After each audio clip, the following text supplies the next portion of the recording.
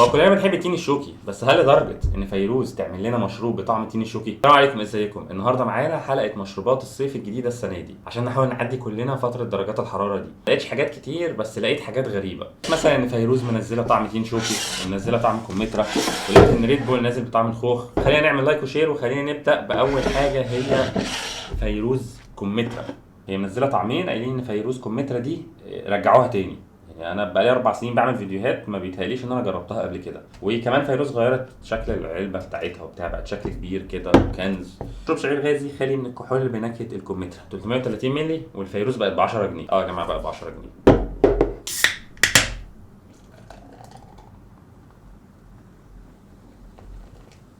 ريحه الكمثرى بالذات عامله زي ريحه التفاح الاحمر بتاع فانتا.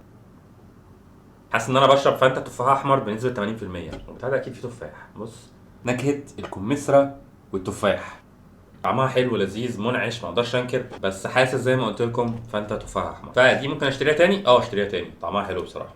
عاوز افصل بس بالريد بول دي. ريد بول كل سنه في الصيف بتنزل طعم جديد. دي ريد بول ذا سمر اديشن بطعم الخوخ. انا ماليش في ريد بول قوي، بس خليني اقول لك التحذيرات بتاعه مشروبات الطاقه، انك ما ينفعش تشربها وانت اقل من 18 سنه، ما ينفعش تشرب اكتر من 2 في اليوم، وما تنفعش للستات الحوامل والمرضعات او الناس اللي عندهم حساسيه ناحيه الكافيين. دي 250 مللي، والريد بول برضو بقت ب 30 جنيه.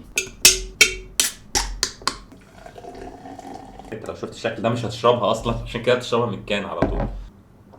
في اطعمه بيبقى باين فيها طعم التورين، اللي هو اصلا اساس المشروبات الطاقه عامه، ما بحبوش قوي، لكن هنا طعم الخوخ مغطي عليه، فطعمه منعش حلو برضه، لسعته مش عاليه قوي. هو حلو كطعم من ريد بول، وحلو كمشروب طاقه.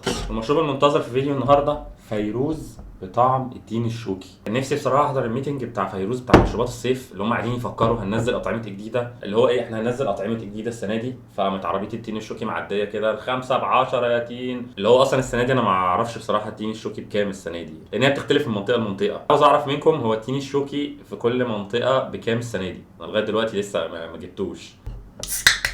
يطلع عامل ازاي اصلا؟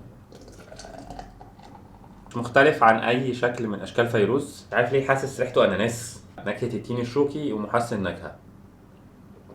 هو طعمه مسكر شويه، بس انا مش قادر افهم الطعم قوي، يعني هل هو فعلا تين شوكي ولا لا؟